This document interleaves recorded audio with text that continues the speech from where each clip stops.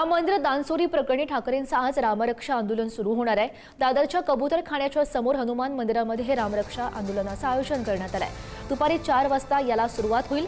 उद्धव ठाकरे स्वतः यामध्ये सहभागी होणार असल्याची माहिती आहे। हिंदूंना रामभक्तांना आंदोलनामध्ये सहभागी होण्याचं ठाकरेंनी आवाहन देखील केलंय। दानपेटी चोरीचा पैसा पक्ष फोडाफोडीसाठी वापरला जातोय असा आरोप ठाकरेंनी केलाय।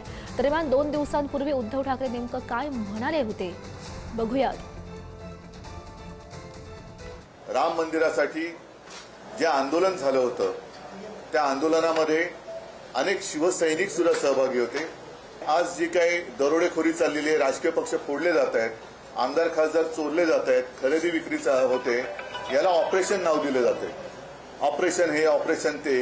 मग आता हे ऑपरेशन राम मंदिर भाजपा करते का, हा एक महत्वाचा मुद्दा आहे। चोरी तर होते, राम मंदिरावरती दरोडा तर टाकला जातोय, टाकला गेलाय, त्याच्याबद्दल पुरावे सुद्धा दिले गेले।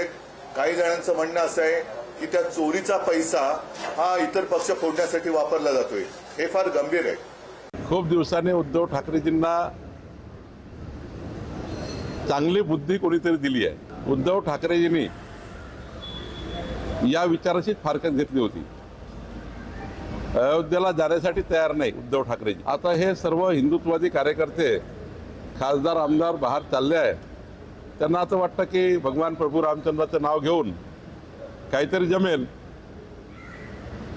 राजकीय फायदा घेण्याकरता आंदोलन आहे। पण आता असा काही फायदा होत नाही राजकीय। ते काय म्हणतील आणि काय म्हणतात यावर प्रतिक्रिया देण्याची आवश्यकता नाही आहे।